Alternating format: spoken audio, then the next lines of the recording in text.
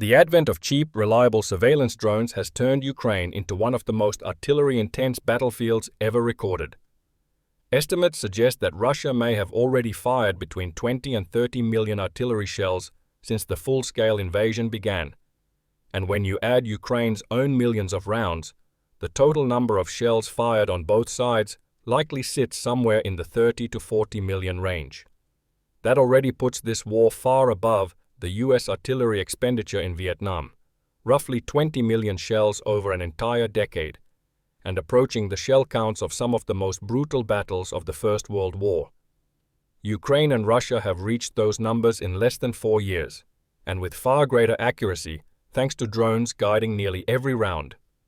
This is the artillery environment shaping the front lines: constant fire, constant tracking, and constant counter-battery duels that decide whether assaults collapse or surge forward.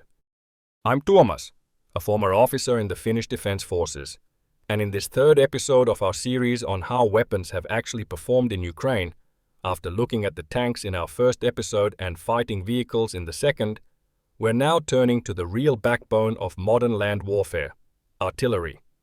We'll break the episode into two parts. First, towed artillery, the oldest, simplest, and often most vulnerable guns still in use. And second, self-propelled artillery, the armored firebases that can shoot, move, and survive long enough to matter. As with the previous episodes, we're using visually confirmed data as our lower bound destruction baseline. It doesn't show the full picture, but it remains the most transparent and verifiable data set available when it comes to deciding destruction rates. Destruction rates do not tell the whole picture, but it shows what sort of platforms have survived on the most modern battlefield ever, where both sides operate guided shells, counter-battery radars, drones, and by now, extreme amounts of very experienced artillery crews. First, the scale of the overall losses. And as always in this series, we're starting with what we can actually verify. According to visually confirmed data from Oryx, meaning only the artillery systems caught on camera destroyed, damaged, abandoned, or captured, Russia has so far lost 546 towed artillery pieces, 996 self-propelled guns, and 540 multiple-launch rocket systems. That's a total of over 2,000 Russian artillery platforms confirmed damaged or out of action, and the real number is certainly higher because Oryx only logs what can be visually proven, and counter-battery fire often affects areas not seen at the front. Ukraine's losses, while smaller in number, are devastating relative to its much smaller pre-war artillery fleet. Oryx confirms 257 towed guns, 733 self-propelled guns, and 94 MLRS systems lost so far, a combined total of 1,084 artillery and rocket systems. The only reasons Ukraine still maintains a functional artillery arm is because Western partners have delivered hundreds of additional howitzers and launchers, and because domestic production has been restarted and expanded under wartime conditions, pumping out self-propelled Bordana howitzers. To put those loss figures in context, we need to compare them to what Russia and Ukraine actually had before the full-scale invasion, before we move on to what Ukraine has been given by allies. On paper, Russia entered the war with one of the largest artillery arsenals on Earth, with thousands of towed guns, self-propelled howitzers, and MLRS systems listed on paper across active units and deep storage. But the term "on paper" is doing a lot of work here. Independent assessments of Russia's storage depots have repeatedly shown that a large portion of its reserve artillery, especially older Soviet pieces, had been sitting outdoors for years or even decades. Tubes left exposed to weather often corrode internally, breech mechanisms seize, and recoil systems fail. Many of these guns require complete overhauls before they can fire safely, and some are effectively unusable without total refurbishment. So, while Russia began the war with a vast numerical artillery advantage, its ready-to-fight fleet was significantly smaller than those stockpile numbers suggest. Ukraine's pre-war artillery fleet was far smaller, mostly Soviet towed pieces and older self-propelled guns, which they lacked ammunition for after sabotage of their ammunition stockpiles between 2010 and 20, with very few modern systems. Unlike Russia, Ukraine does not have deep Soviet storage reserves to draw from, so every loss hits harder. In order to get a decent baseline, let's start with the Soviet equipment which both sides have operated throughout this war, and while Ukraine has shifted to Western variants with Western ammunition sizes, Russia still by and large mostly operate these artillery pieces. On the towed side, it begins with the oldest workhorses still in widespread use. The D-21 52mm howitzer and the M46 130mm gun are Cold War designs that entered service in the 1950s. Yet they have been dragged into a battlefield dominated by drones and relentless counter-battery fire nearly 80 years after their inception. Oryx's visually confirmed losses show both Russia and Ukraine losing significant numbers of all Soviet towed guns, which remain in service largely because of ammunition availability and their mechanical simplicity. But simplicity doesn't equal survivability. These systems offer no meaningful protection, require long setup and teardown times, and once spotted by drones, they are usually short-lived. While some may survive longer in quieter sectors of the front, it's increasingly clear that their effective destruction rate is approaching the size of their usable fleets. Combined with the maintenance burden of keeping 80-year-old systems firing under wartime tempo, this is likely why both sides are steadily reducing their reliance on them wherever possible. Ukraine's Western towed artillery has followed a very different survival and usage curve from its Soviet-era guns, largely because of range and employment tactics. Systems like the M777, FH-70, L-119, and similar NATO standard howitzers generally outrange older Soviet towed guns, allowing Ukrainian crews to operate further behind the front line and for a long time, largely outside the effective reach of FPV drones. That standoff distance has been their main form of protection. However, that margin is shrinking. As loitering munitions and long-range reconnaissance drones have proliferated, Western towed guns have increasingly been hunted not at the gun line, but deep in rear firing areas. Among these systems, the M777 stands out as the most heavily destroyed, not because it performs poorly in counter-battery duels, but because it has been used relentlessly. Over 200 were donated, making it the single most numerous Western towed howitzer in Ukrainian service, and Oryx confirms over 100 losses across destroyed, damaged, abandoned, and captured categories, by far the highest loss figure of any Western towed system. Other Western towed guns, delivered in smaller numbers and used more sparingly, show far lower confirmed loss counts. The pattern is clear. Western towed artillery survives not by armor, but by distance, dispersion, and discipline. And as the FPV drone ranges continue to widen, even that advantage is becoming harder to maintain. Rocket artillery has been one of the most heavily destroyed, while at the same time most decisive categories of firepower in the war. On the Soviet-made side, both Russia and Ukraine entered the full-scale invasion relying primarily on the BM-21 Grad, BM-27 Uragan, and BM-30 Smerch families. Russia began the war with a vast numerical advantage, fielding hundreds of Grads in active units and well over 1,000 more in reserve, alongside substantial Uragan and Smerch fleets. Ukraine's pre-war rocket artillery force was far smaller, numbering in the low hundreds across all calibers. Against those baselines, the Oryx figures are stark. Russia has lost hundreds of launchers in total, part of the 540 systems confirmed, destroyed, damaged, abandoned, or captured, with Grads accounting for the bulk of those losses. That represents a devastating share of Russia's active rocket artillery fleet, even if deep storage has allowed it to regenerate some numbers. Ukraine, meanwhile, has lost 94 rocket artillery systems confirmed, a very high proportion of what it had available at the start of the war, especially in 2022, when Soviet launchers were pushed hard before Western systems arrived. In both armies, Soviet rocket artillery has proven lethal but highly vulnerable. Large signatures, predictable firing patterns, and intense counter-battery pressure have made launchers prime targets once drones or radar locate them. And with older Soviet designs, rockets are generally slower moving, meaning counter-battery fire can often hit a Grad before it has unloaded its entire magazine. Western-supplied rocket artillery has been central to Ukraine's ability to halt and in some sectors stall the Russian advance.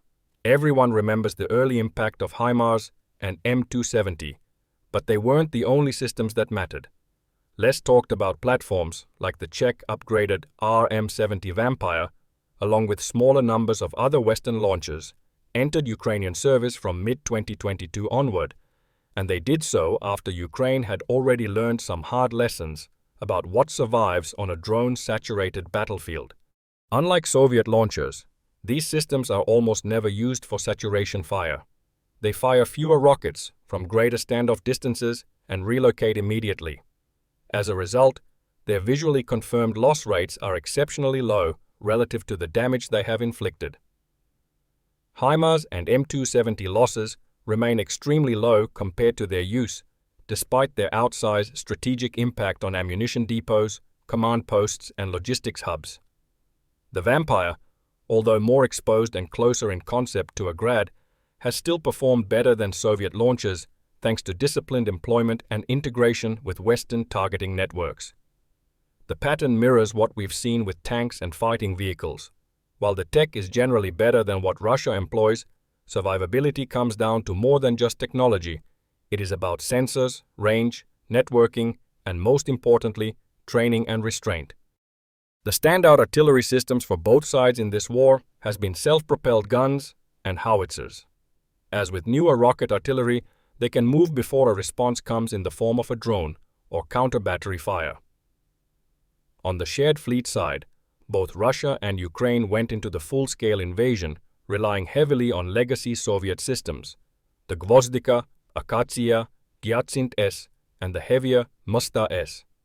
These guns were designed for a different kind of war, one where counter-battery timelines were measured in minutes rather than seconds, and where drones didn't hover overhead waiting to relay firing positions in real time, but where the Russian army could park outside a city like Grozny and just relentlessly flatten everything ahead of it. As a result, the often heavy and slow Soviet-era self-propelled guns have suffered grinding losses on both sides.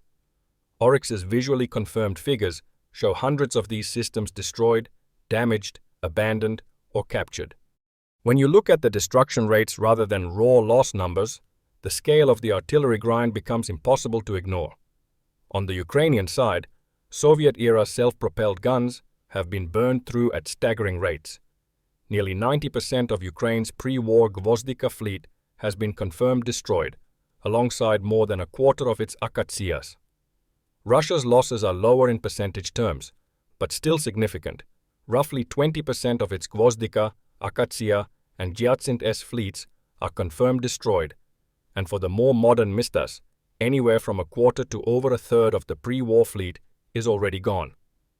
And those figures come with an important caveat.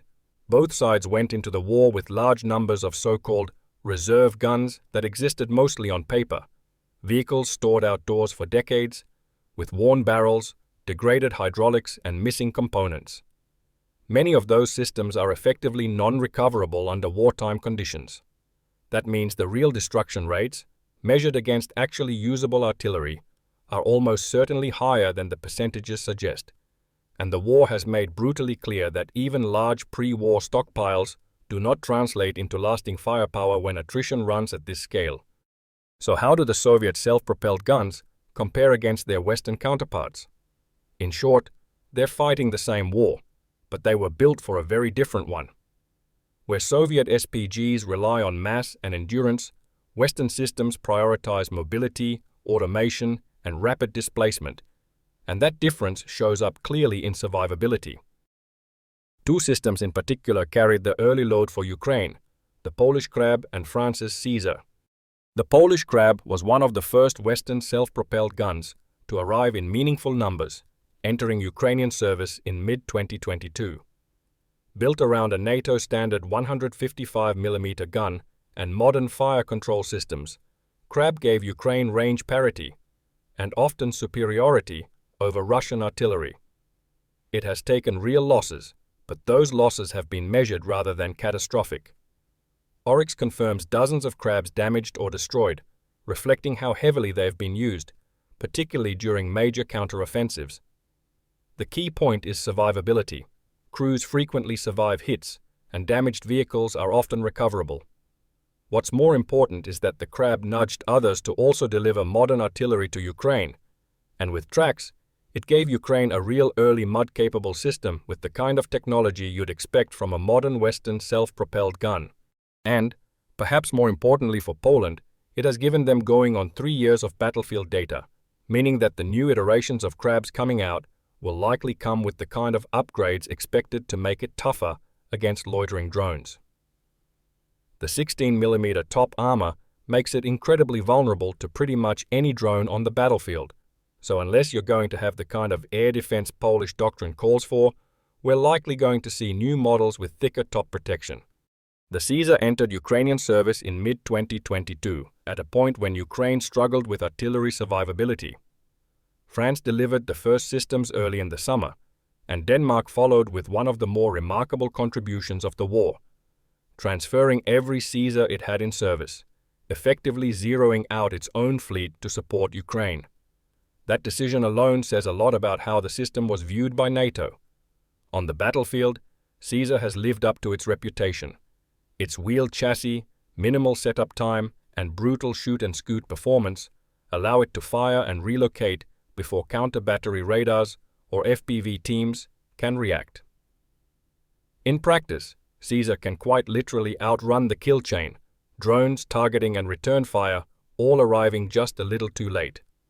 Losses exist, but they remain low relative to the number of systems delivered and the intensity of their use over 3.5 years, making Caesar one of the clearest examples of how speed, automation, and discipline matter more than armor in modern artillery warfare.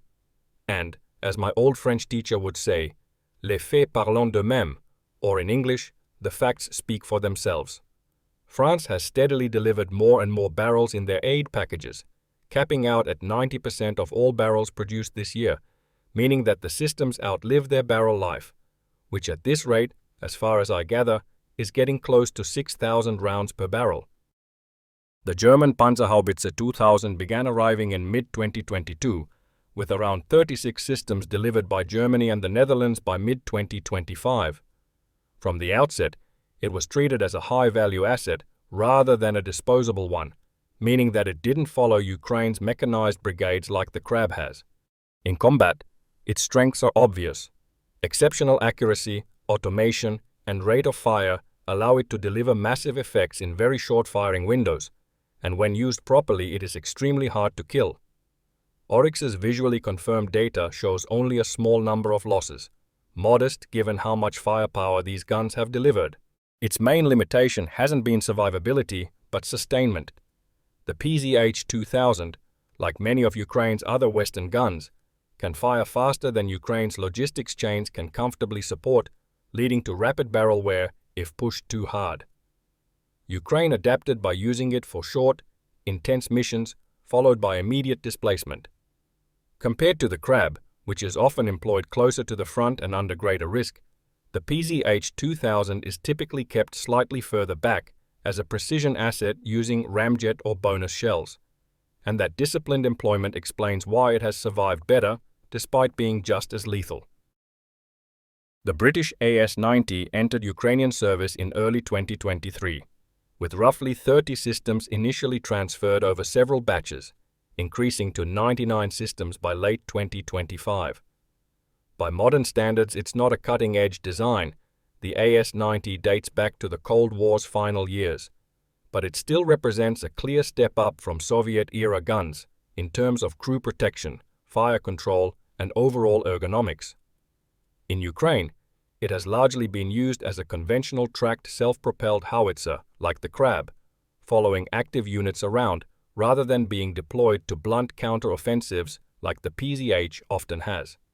The M109 is the oldest Western design on our self-propelled list, with roots going back to the 1960s. Ukraine began receiving dozens of M109 variants, mainly A3 and A5 models, from multiple Western donors in mid to late 2022. On paper, these guns are clearly less capable than newer Western systems, slower, less automated, and with shorter effective range. Even so, the M109 has quietly held up better than expected. Oryx's visually confirmed data shows a number of losses, considering both the age of the platform and how long it has been in service that is to be expected. It can't run away in any meaningful way like truck platforms, and it doesn't have the kind of armor and protection of a PZH, so has been really vulnerable to drones. Now, we start to get into systems where the numbers donated are small enough that hard conclusions are difficult, at least if you're looking purely at loss statistics. Even so, there are other indicators that tell us whether these guns are working as intended. The Czech Dana family and its more modern derivatives, including Zuzana 2, represent an older but still relevant approach to self-propelled artillery, wheeled platforms with good road mobility, decent protection, and respectable range. Ukraine began receiving these systems in 2022 and 2023, but in relatively limited quantities compared to Caesar or Krab. Oryx's confirmed losses for these guns are minimal, but that's less a sign of invulnerability and more a reflection of how carefully they have been used. They tend to operate further back, firing fewer rounds per mission and relocating quickly, which aligns well with their design philosophy. The Archer sits at the very top end of what Ukraine currently fields in self-propelled artillery. It entered Ukrainian service in 2023, delivered by Sweden as part of a focused, high-end contribution rather than a mass transfer. Numbers are limited, but Archer was never meant to be a quantity system. It was designed from the outset to survive in exactly the kind of counter-battery environment Ukraine now faces. In service, Archer has performed largely as advertised alongside its French counterpart, the Caesar. Its extreme automation, very short firing cycles, and ability to fire and relocate in under a minute make it one of the hardest guns on the battlefield to catch. Crews spend minimal time exposed, and the system's doctrine strongly discourages lingering in firing positions. Oryx's visually confirmed data shows 1 destroyed and 1 damaged system throughout the war, but that has to be read in context: small fleet size, careful employment, and a design optimized for survivability rather than sustained bombardment. Before we move on to the ratings, I should probably mention the RCH 155, the most advanced self-propelled gun to appear in this war so far. I'd love to give you a detailed battlefield report on it, but there simply isn't much to go on yet, which honestly might be the best possible sign, because if the Russians had managed to knock one out, we'd already have seen it from 10 different drone angles, recycled across every telegram channel on Earth, along with claims that they'd somehow destroyed every RCH-155 ever built, including the ones that aren't even in Ukraine. So, for the ratings, I'll completely leave out rating the towed guns, mainly because it appears that towed howitzers are a thing of the past with the kind of drone saturation seen in Ukraine. While the M777 and FH-70, as well as several of Russia's towed pieces, were performing okay in the start of this war, they've fallen away due to the near-constant issues surrounding counter-battery fire and drones. You can't but place HIMARS, M270, and the Russian alternative, Smerch, in at least a B rating. While jamming has taken its toll on the accuracy of all of these systems as we speak, which means that I can't put them on top, they've shown how important GPS-guided rockets are against everything from troop concentrations to valuable equipment. The issue for both sides has become ammunition, and therefore it is now long-range drones which has taken over the big role seen by these systems only a year ago. The RM-70 Vampire has been effective, but as with its older cousin, the Grad, and all of the old Soviet variations of this outdated equipment, carpet-bombing massive areas against dug-in positions with the relative light rocket artillery of 60 years ago is not very effective. When it comes to the Russian self-propelled guns, their destruction rates show that Russia is in dire need of a different artillery doctrine, and also a complete revamp of how they operate their guns. For that reason, I'm going to put them in the middle, as even if you give them to the capable Western-trained artillery crews in Ukraine, they've seen extreme attrition. When it comes to Western self-propelled guns, the M109 and Krab have the highest destruction rates, though in the Krab's case it's not really fair to judge it in the same way as the M109. The Krab was the first Western SPG to be delivered in large quantities to Ukraine, and therefore deserves to be at least in a B spot. It is likely the howitzer in this war which has seen the most action on Ukraine's side along with the Caesar. The M109, being nearly 50 years old, gets a C. It has provided bulk and important numbers where needed, but there's a reason why most nations have moved on from this platform. The AS-90 has held up surprisingly well, probably owing to its midlife improvements, meaning that it's not that far behind a PZH, and the numbers currently trickling into Ukraine means that I'll rate it as well as the Krab, mainly due to the amount of systems still running. That leaves two winners, and some systems like the Archer, which has few operational units in Ukraine. The PZH 2000 for me is the best tracked gun in this conflict hands down, while it is more expensive and slower to set up and move than a Caesar, which means that I can't rate it top, and as you've probably understood by now, the Caesar gets top spot.